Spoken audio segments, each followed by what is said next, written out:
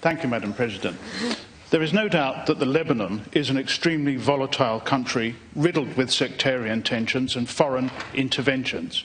And I would love to be able to help Lebanon in the way that the rapporteur suggests. But there is a problem there, which we have to address before we do so.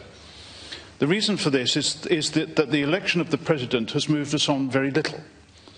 Hezbollah, the radical Shia Islamist terror group that has already been mentioned, is an Iranian-backed organisation which has de facto control of Lebanon's government and boasts the country's largest military infrastructure.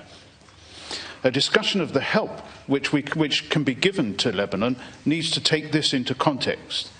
The EU proscribed Hezbollah's military wing as a terrorist organisation after a UK-led effort.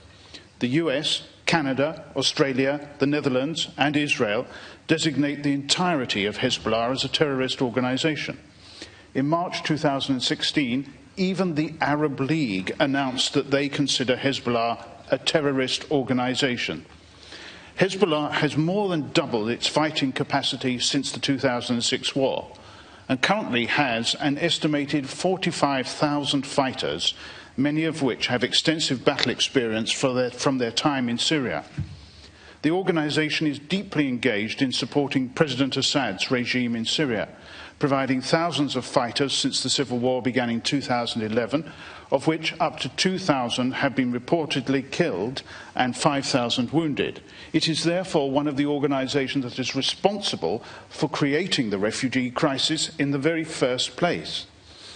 Before leaving office in December 2016, former UN Secretary-General Ban Ki-moon reportedly expressed concern to the UN Security Council that Iran's supplying of weapons to Hezbollah violates a long-standing arms embargo against the country.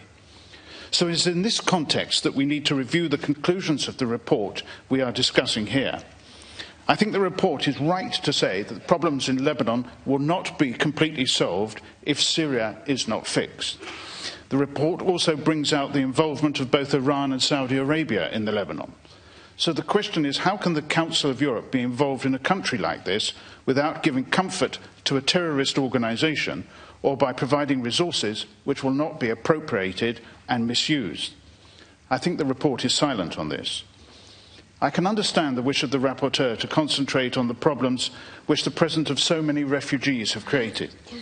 But we also need to work towards disarming Hezbollah, which is believed to have amassed a current arsenal of up to 150,000 rockets, over 10 times more than the amount it had in 2006, including hundreds of long-range Iranian missiles. In June 2016, Hezbollah acknowledged that it is receiving missiles from Iran, likely satellite-guided missiles. The organisation's rearmament since the 2006 Second Lebanon War has not been prevented, despite the presence of UN observers from UNIFIL. So until we solve this problem, I think the laudable aims of the rapporteur are going to be very difficult to implement in Lebanon, although I do not hesitate in trying to look for opportunities in which we can push them forward.